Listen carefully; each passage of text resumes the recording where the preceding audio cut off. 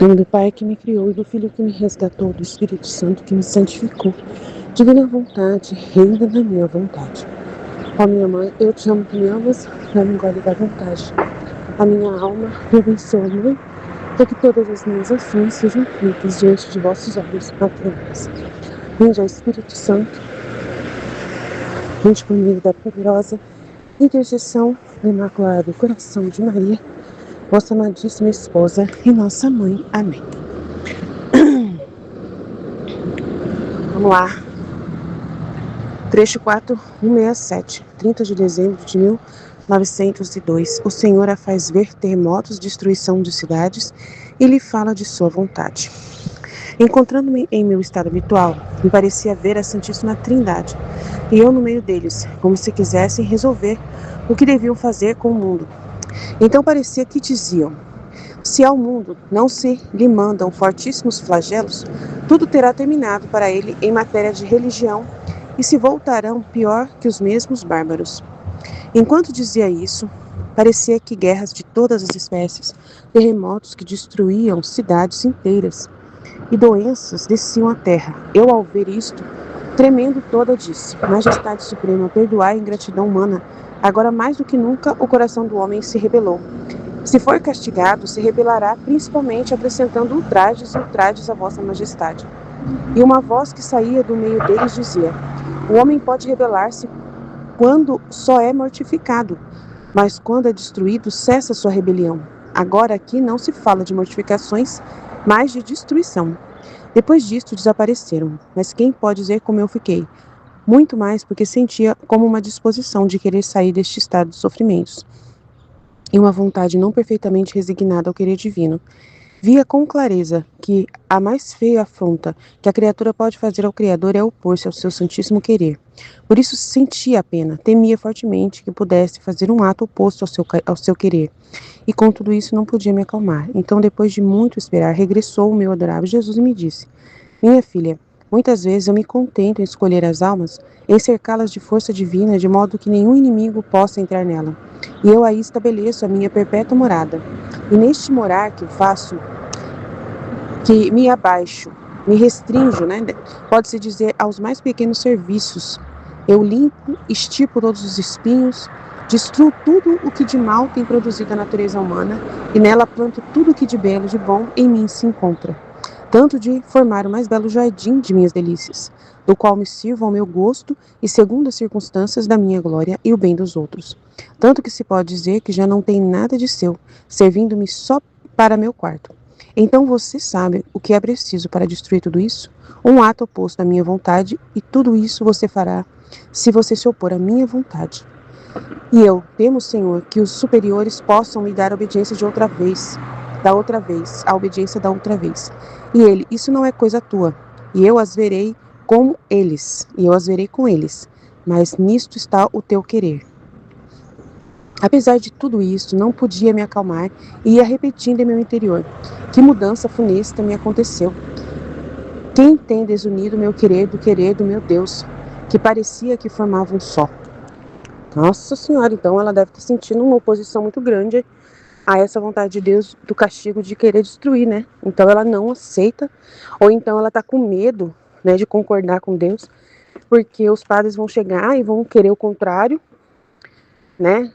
e pedir para ela ser crucificada e colocar Jesus lá crucificado nela, como aconteceu que a igreja, fez Jesus de qualquer forma sofrer nela, junto com ela, fazer ela sofrer, Por isso que ela está falando disso. Ela está com medo dos superiores dela prejudicarem esse momento ali de fazer na igreja, ser aquela que coloca Jesus, enfia Jesus, dentro da Luísa para sofrer lá, como aconteceu que o padre fez. Então ela acredita que aquilo ali foi um ato de oposição à vontade de Deus, querendo que acabasse com a lei do divórcio a qualquer custo, E aí agora está essa situação e ela quer também evitar, que aconteça isso. Ela está vendo que se opõe, que a vontade do homem se opõe a essa vontade de Deus de destruição. E não tem como concordar com isso.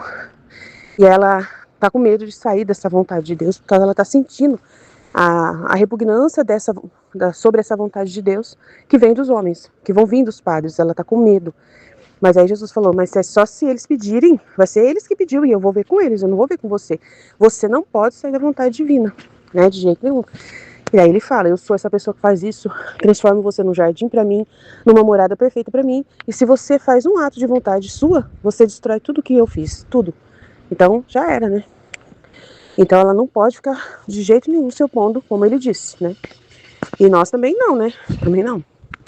468, 31 de dezembro de 1932. Jesus ama tanto a Luísa que chegou a amá-la quanto se ama a si mesmo, embora às vezes não possa vê-la e lhe seja repugnante. Explicações. Continuava com o temor de que pudesse opor-me ao querer do meu adorável Jesus. Sentia-me toda oprimida e angustiada e estava pedindo-lhe que me libertasse, dizendo-lhe, Senhor, tem piedade de mim. Não vês o perigo em que me encontro? É possível que eu, vilíssimo vermezinho, me atreva tanto de sentir-me oposto ao seu santo querer? Então ela está ainda pensando nisso, né? E além disso, que bem posso encontrar? E em que precipício cairei se me encontro desunida de sua vontade? Enquanto dizia isto, o bendito Jesus se moveu em meu interior, e com uma luz que me mandava, parecia que me dizia, tu nunca compreendes nada. Nossa, tá grave aqui. Tu nunca compreendes nada. Este estado é estado de vítima. Quando te ofereceram vítima por corato, tu aceitastes. Agora, que coisa há de mal em corato? Não há talvez a rebelião para com o Criador por parte da criatura? Entre sacerdotes e leigos, entre partidos e partidos? E bem, teu estado de rebelião, não querido, o temor, tuas penas, é um estado expiatório de vítima. E esse estado de expiação, eu sofri também no Getsemane. Tanto que cheguei a dizer, se é possível, afasta de mim esse cálice.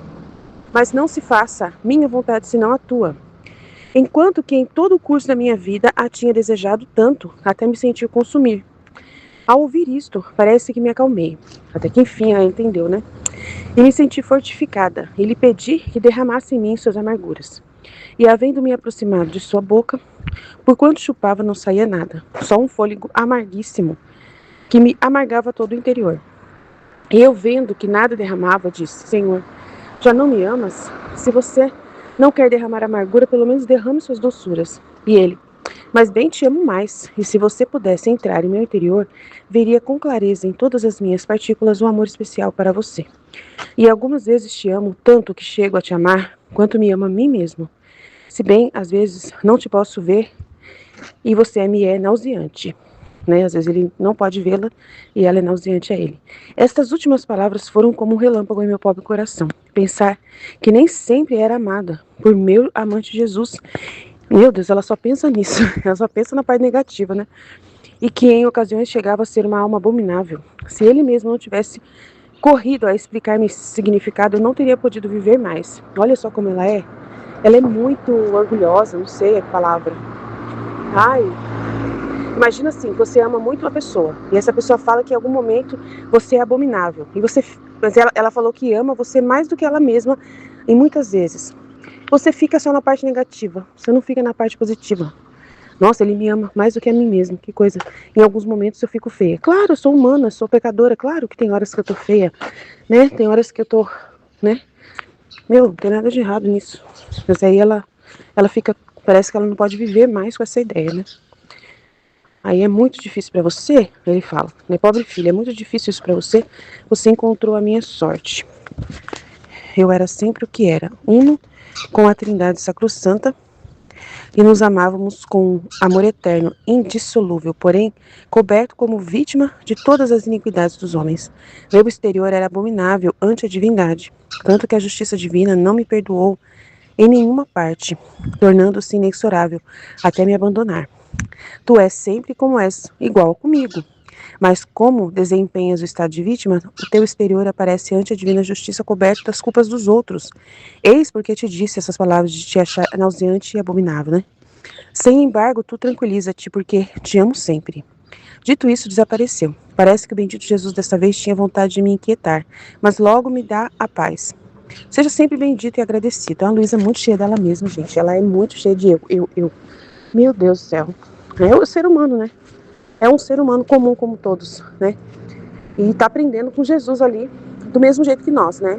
Nós também somos assim, infelizmente, somos assim também. É um saco, né? A gente também tem algum momento que a gente pode sentir a mesma coisa que ela e ficar com esse sentimento do eu, né? Muito grande, se preocupar, né, com a sua substância, né? E aí Jesus explicou, não, tem hora que você está nauseante porque você é como eu. Tinha hora que a justiça do Pai também me achava nauseante porque eu estava coberto pela culpa dos outros. Você, como é alma vítima, você também fica no mesmo estado que eu, igualzinho. Então tem hora que você é nauseante. Abominável nos meus olhos porque você está coberto pela culpa dos outros. Mas eu te amo sempre, te amo sempre. Então Jesus tem que explicar tudo. Se ele também não explicar pra gente tudo, eu falei ontem na escola, se ele não me explicar tudo, eu não fico em paz. É igualzinho a Luísa. Fazer o quê? É a nossa realidade, né? A gente é assim mesmo, amém? Jesus, eu confio em vós, fit. Em nome do Pai que me criou, do Filho que me resgatou, do Espírito Santo que me santificou. A divina vontade reina na minha vontade. Minha mãe, eu te amo e tu me ama. Dá-me um gole da vontade divina para minha alma. Me abençoa, Mãe, para que todas as minhas ações sejam feitas diante de vossos olhos maternais. Amém. Livro do Céu, volume 4, 30 de dezembro de 1902. O Senhor a faz ver terremotos, destruição de cidades. Ele fala de sua vontade. Encontrando-me em meu estado habitual, me parecia ver a Santíssima Trindade, e eu no meio deles, como se quisessem resolver o que deviam fazer com o mundo. Então parecia que diziam: se ao mundo não se lhe mandam fortíssimos flagelos, tudo terá terminado para ele em matéria de religião, e se voltarão pior que os mesmos bárbaros. Enquanto diziam isso, parecia que guerras de todas as espécies, terremotos que destruíam cidades inteiras e doenças, desciam à terra. Eu, ao ver isto, tremendo toda, disse: Majestade Suprema, perdoai a ingratidão humana. Agora mais do que nunca o coração do homem se rebelou. Se for castigado, se rebelará principalmente, acrescentando ultrajes a ultrajes à vossa majestade. E uma voz que saía do meio deles dizia: O homem pode rebelar-se quando só é mortificado, mas quando é destruído, cessa sua rebelião. Agora, aqui não se fala de mortificações, mas de destruição. Depois disso, desapareceram. Mas quem pode dizer como fiquei? Muito mais porque sentia como uma disposição de querer sair deste estado de sofrimentos, e uma vontade não perfeitamente resignada ao querer divino. Via com clareza que a mais feia afronta que a criatura pode fazer ao Criador é opor-se a seu querer santíssimo. Por isso sentia a pena, temia fortemente que pudesse fazer um ato oposto a seu querer, e com tudo isso não podia me acalmar. Então, depois de muito esperar, regressou meu adorável Jesus e me disse: Minha filha, muitas vezes eu me contento em escolher as almas, em cercá-las de força divina, de modo que nenhum inimigo possa entrar nela. E aí estabeleço minha perpétua morada, e neste morar que faço me abaixo, pode-se dizer, aos mais pequenos serviços. A limpo, lhe extirpo todos os espinhos, lhe destruo tudo o que de mal tem produzido a natureza humana, e nela planto tudo o que de belo e de bom em mim se encontra, tanto de formar o mais belo jardim de minhas delícias, do qual me sirva a meu gosto e segundo as circunstâncias da minha glória e bem dos outros. Tanto que se pode dizer que já não tem nada do seu, servindo-me só para meu quarto. Então você sabe o que é preciso para destruir tudo isso? Um ato oposto à minha vontade. E tudo isso você fará se você se opor à minha vontade. Meu Deus. E eu temo, Senhor, que os superiores possam me dar a obediência da outra vez. Isso não é coisa tua, e eu as verei com eles, mas nisto está o teu querer. Apesar de tudo isso, não podia me acalmar e arrepentir no meu interior. Que mudança funesta me aconteceu. Quem tem desunido meu querer do querer de meu Deus, que parecia que formava um só. No volume 468, Jesus ama tanto a Luísa que chega a amá-la quanto se ama a si mesmo, embora às vezes não possa vê-la e lhe seja repugnante. Explicações. Continuava com o temor de que pudesse opor-me ao querer de meu adorável Jesus. Sentia-me toda oprimida e angustiada, e estava pedindo-lhe que me libertasse, dizendo: Senhor, tem piedade de mim. Não vês o perigo em que me encontro? É possível que o vilíssimo vermezinho me atreva tanto de sentir-me oposto ao seu querer, de sentir-me oposto ao seu santo querer. E além disso, que bem posso encontrar? E em que precipício cairei, se me encontro desunida de sua vontade? Enquanto dizia isto, o bendito Jesus se moveu em meu interior, e com uma luz que me mandava parecia que me dizia: Tu nunca compreendes nada. Este estado é estado de vítima. Quando te ofereceram vítima por Corato, tu aceitaste. Agora, que coisa há de mal em Corato? Não há talvez a rebelião para com o Criador por parte da criatura, entre sacerdotes e leigos, entre partidos e partidos? E bem, teu estado de rebelião não querido, o temor, tuas penas, é estado expiatório. E este estado de expiação eu sofri no Getsemane, tanto que cheguei a dizer: se é possível, passa de mim este cálice, mas não se faça a minha vontade, senão a tua. Enquanto que em todo o curso de minha vida a tinha desejado tanto, até me sentir consumir. Ao ouvir isto, parece que me acalmei e me senti fortificada, e lhe pedi que derramasse em mim suas amarguras. E havendo-me aproximado de sua boca, por quanto chupava não saía nada, só um fôlego amarguíssimo que me amargava todo o interior. E eu, vendo que nada derramava, disse: Senhor, já não me amas. Já não me amas? Se você não quer derramar amargura, pelo menos derrama suas doçuras. E ele: Mas bem te amo mais. E se você pudesse entrar em meu interior, veria com clareza em todas as minhas partículas o amor especial para você. E algumas vezes te amo tanto que chego a te amar quanto amo a mim mesmo, se bem que às vezes não te posso ver e me é nauseante. Estas últimas palavras foram como um relâmpago ao meu pobre coração. Pensar que nem sempre era amada por meu amante Jesus e que em ocasiões chegava a ser uma alma abominável. Se ele mesmo não tivesse corrido a explicar-me o significado, eu não teria podido viver mais. Então ele adicionou: Pobre filha, é muito difícil para você. Você encontrou a minha sorte. Eu era sempre o que era, uno com a Trindade Sacrossanta, e nos amávamos com amor eterno e indissolúvel. Porém, coberto como vítima de todas as iniquidades dos homens, meu exterior era abominável ante a divindade. Tanto que a justiça divina não me perdoou em nenhuma parte, tornando-se inexorável até me abandonar. Tu és sempre como és comigo, mas como desempenhas o estado de vítima, teu exterior parece ante a divina justiça coberto das culpas dos demais. Eis porque te disse essas palavras. Sem embargo, tu tranquiliza-te, porque te amo sempre. Dito isto, desapareceu. Parece que o bendito Jesus desta vez tinha vontade de me inquietar, mas logo me dá a paz. Seja sempre bendito e agradecido. É muito forte nesses dois trechos, e um complementa o outro, né? Primeiro ela vê a Santíssima Trindade conversando sobre o mundo. Então, tudo que está acontecendo no mundo não passa despercebido por Deus, né? Ele sempre está vendo tudo. E aí a degradação moral está tão grande que ele falou que se o mundo não se lhe manda fortíssimos flagelos, tudo terá terminado para ele em matéria de religião. Tudo se não mandar fortíssimos flagelos, toda o mundo, tudo que se refere à religião vai terminar no mundo. E se voltarão pior que os bárbaros, que os mesmos bárbaros. E ele fala dessa palavra bárbaros porque nessa época, nesse contexto, bárbaros era como se fossem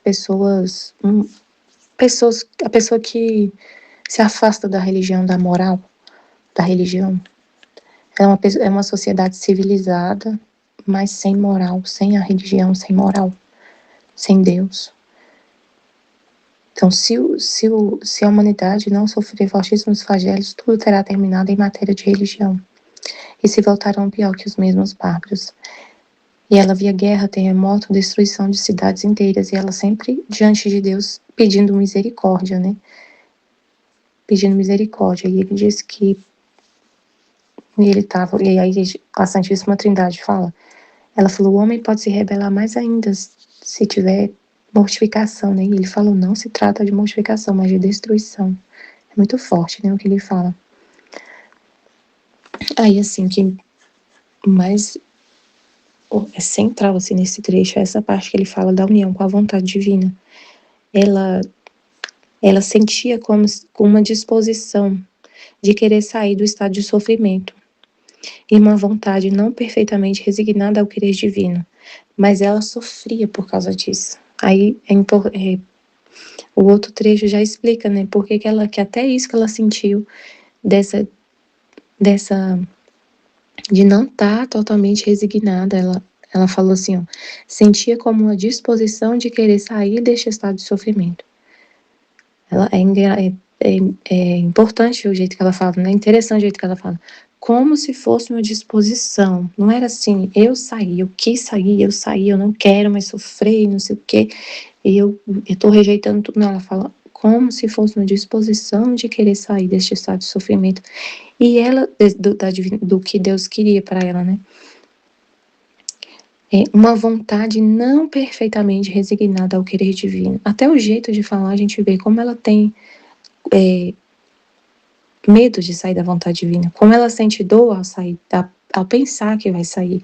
Até a forma como ela escreve, ela não falou, eu não queria de jeito nenhum viver na divina vontade. Não, ela fala, eu sentia como se fosse uma disposição, uma vontade não perfeitamente resignada ao querer divino. Mas, ao mesmo tempo, ela via com clareza que a mais feia afronta que a criatura pode fazer ao Criador é opor-se ao seu querer santíssimo. E aí ela sofria muito por sentir, ela sofria muito por sentir essa, como se fosse uma oposição à vontade divina. Ela sentia muita pena, dor, por ver nela essa como se fosse essa disposição, essa indisposição ao querer divino. E ela sentia muita dor. Muita dor. Ela sabia que tinha. Olha só, é interessante. Ela sentia como se não tivesse perfeitamente, né? Como se não tivesse com a vontade perfeitamente disposta à vontade divina. Mas ao mesmo tempo ela tinha consciência clara na inteligência que a maior afronta terrível, é terrível. Ela tinha consciência do quanto é terrível um ato só de oposição à vontade divina. E ela sofria penas por isso. E aí Jesus fala, esse é o estado que ele estava no Getsemane. Essa parte do Getsemane que Jesus rezou, Pai, se é possível, afasta de mim este cálice, mas não se faça a minha vontade, mas a tua. É um mistério, é uma parte assim da vida de Jesus que é muito profundo, né? É um mistério profundo que muitas vezes a gente, às vezes até na igreja, as pessoas não entendem realmente o que Jesus estava vivendo ali interiormente, mas ele explica muito no livro do céu isso, né?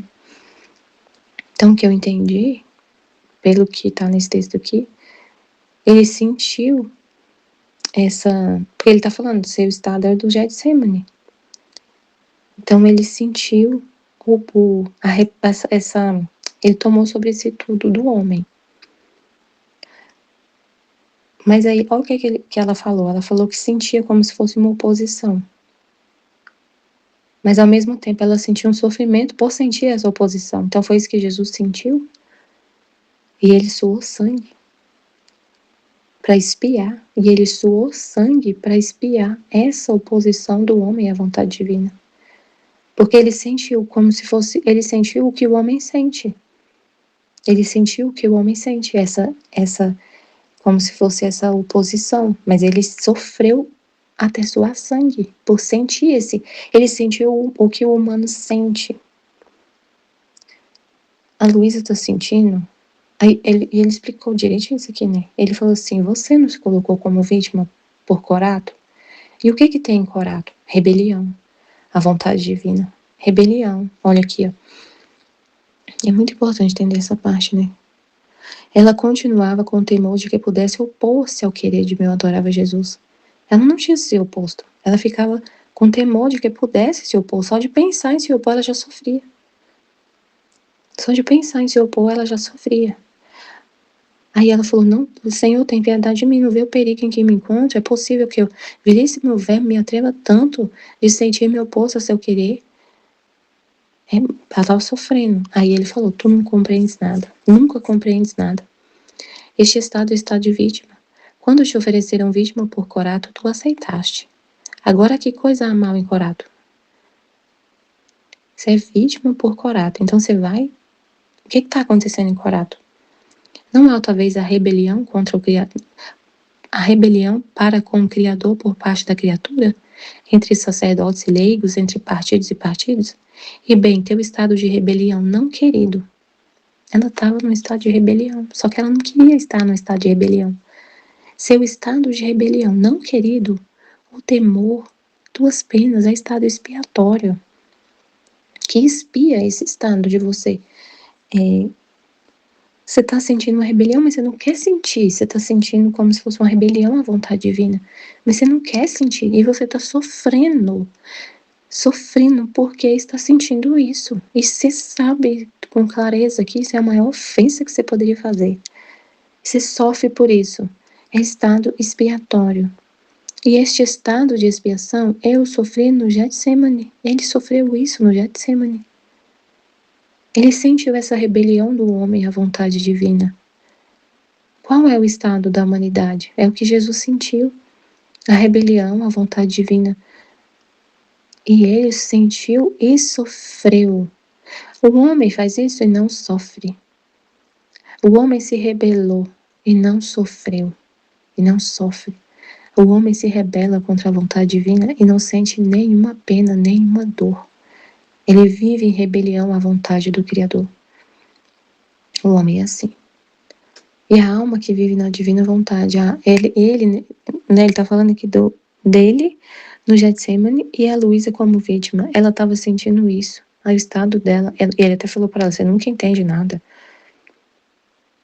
Isso que você está sentindo também é um estado, tem um significado espiritual, um valor espiritual profundo da vida de Jesus, da parte da vida dele no Getsemane. Ele também viveu esse estado expiatório e sofreu, até chegar a dizer, se é possível, passar de mim este cálice, mas não se faça a minha vontade, senão a tua. Ele sofreu, meu Deus. Enquanto que em todo o curso de minha vida tinha desejado tanto, até me sentir consumir. Então quando o Senhor falou assim, se é possível passar de mim este cálice, mas não se faça a minha vontade, senão a tua. Foi essa hora que ele quis dizer isso, assim. Foi isso que o Senhor quis dizer. Se é possível afastar de mim este cálice. É como se estivesse sentindo esse estado de rebelião. Aí ele fala, não se faça a minha vontade. Aí ele fala, ele sente como se fosse esse estado de rebelião, mas ao mesmo aí fala, não se faça a minha vontade. E fala isso sofrendo, ele não quer sentir. E ele nossa, é muito interessante, né? A humanidade está em rebelião. Em rebelião para com o Criador, está uma rebelião geral na humanidade. E bem, teu estado de rebelião não querido, o temor, tuas penas é estado expiatório. Porque você está sentindo essa rebelião, você não quer sentir, você está sofrendo por sentir isso. Então tudo, né, tem um significado espiritual. Tudo que acontece, tudo que a gente sente, tudo que a gente sente tem um significado espiritual, um valor espiritual. A gente não pode... a gente tem que entender, né? Aí como Jesus falou, acontece isso com a gente também, né? Ela ficou com medo desse estado que ela estava. Com medo de sentir isso que estava sentindo. Com medo. Aí Jesus falou para ela. É ele que está trabalhando, ele não falou que ele é o quarto, né? Ele falou assim, eu formo o meu quarto, e habito, e eu limpo, eu habito ali, e vivo, e faço o que eu quero nesse quarto. E aí, né, às vezes, ele vai te deixar nesse estado. Ele falou, a alma é um quarto, onde eu coloco minhas coisas, limpo, coloco minhas coisas, aí embelezo com as minhas coisas. Coloco a fortaleza divina, minha fortaleza divina, o inimigo não pode entrar. E aí ela fala, aí ele colocou ela nesse estado expiatório. E ela ficou com medo. Aí ele falou, você não compreende nada, isso aí, este estado é estado de vítima. Quando te ofereceram vítima, tu aceitaste. E aí o que está acontecendo? A vítima toma sobre si. Aí tanto que ele fala, né?